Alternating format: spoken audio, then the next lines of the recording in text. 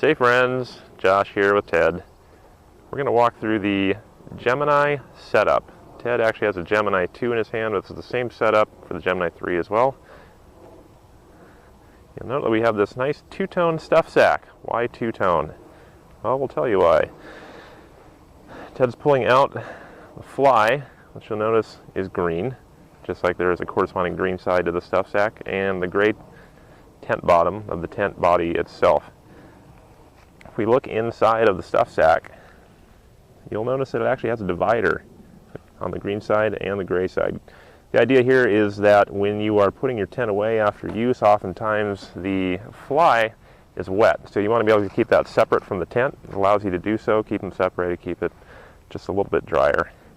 So the other thing that we've pulled out of the stuff sack here is the organizer. It comes with all Exped tents. You'll notice this way it allows you to keep your poles, stakes, and the repair kit separate. Don't get all tangled up. You know where to find them. It's just a little Exped feature that we like to do. So poles are out, stakes are out. You have a full set of stakes that comes with it. Don't really need all of them that comes with it, but you have the option, so you have the ability to stake out a little bit as needed. So we're going to go ahead and get this party started. Ted's going to go ahead and set this out. You'll note that this is going to be a pretty quick setup. These tents are very easy, very fast to put up, even with one person. 4 equal length poles on this tent. That makes it really easy to figure out which pole to use, because you can use any of them.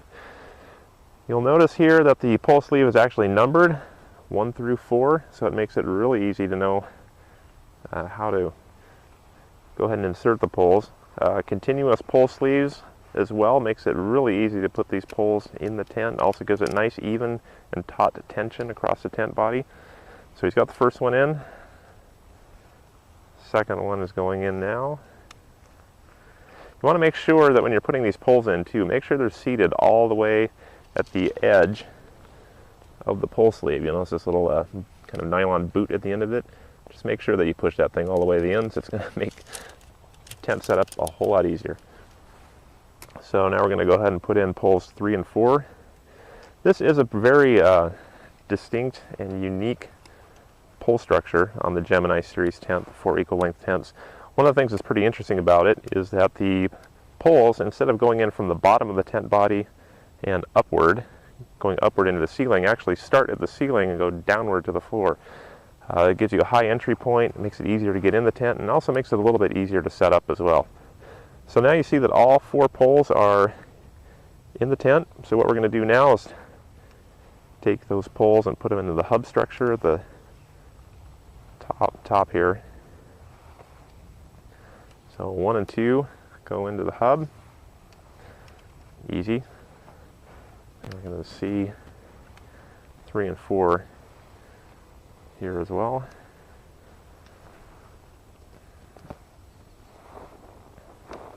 Here's the tent. And as Ted points out, there is the tent. It is set up. You know, if you're using it for fair weather use, you're ready to go at this point. You know, you'd stake out the corners, obviously, but it is freestanding. You can move it around at your campsite and figure out what you need to do. We are going to go ahead and pretend that the sky is getting gray. It is gray. And go ahead and put the fly on so you can see what that looks like. You might note the red color. So yeah, as Ted points out, one thing that's really good to point out is that the points here on the fly are color coded. So you'll notice that you've got red straps that correspond with the red strap on the tent body and gray on the other side. So when you're putting the fly on, you just want to make sure that you've got the right end on the right end. The other thing that we're going to show you here too, so when you put it over the tent itself, there's a little toggle. You want to take that toggle and go ahead and run it over the pole onto the little nylon loop on the other side. So we do it here.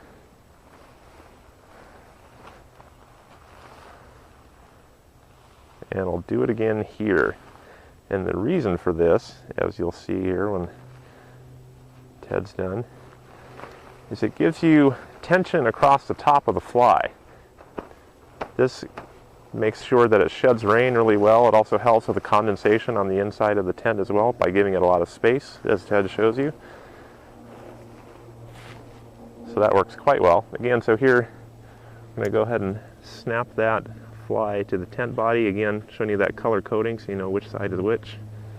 Just get in here tight so you can see the detail. Very easy. Ted's going to go ahead and do that on the other side.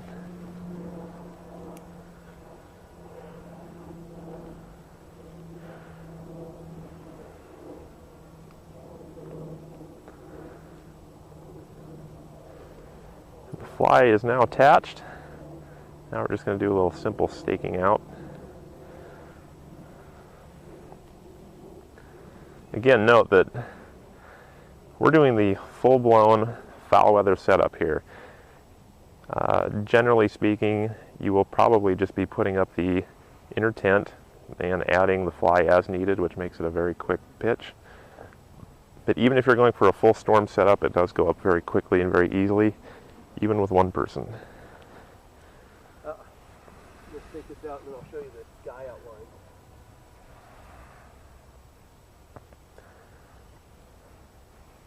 Take this one right here.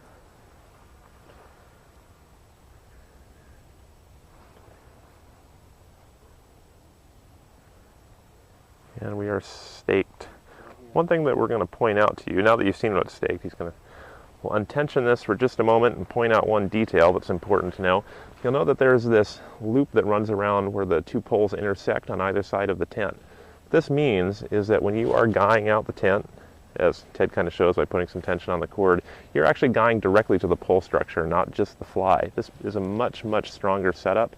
You'll notice that there's a port that goes through the fly, so when you are actually guying this tent out, you're guying directly to the structure and not just fabric. It makes it a much, much stronger setup, a lot more stable in kind of foul weather, high winds, etc.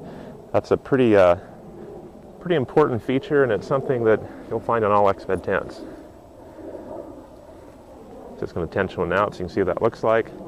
You'll notice that the little stuff sacks at the cords fold in, also double to make a little flag so you don't trip over them when you have it set up around camp. And we'll go ahead and set up one of the vestibules here as well. This will actually give you a good idea on how much space there is, vestibule space there is here on the Gemini series tents. It's very generous. There's a lot of room in there, and you have one on either side since there's two entries. So you have a lot of additional space to work with. Open it up, Ted. Just take a quick peek inside there. But again, lots of space. And that is the setup of the Gemini II and of the Gemini series tent. Hey Ted, thanks a lot.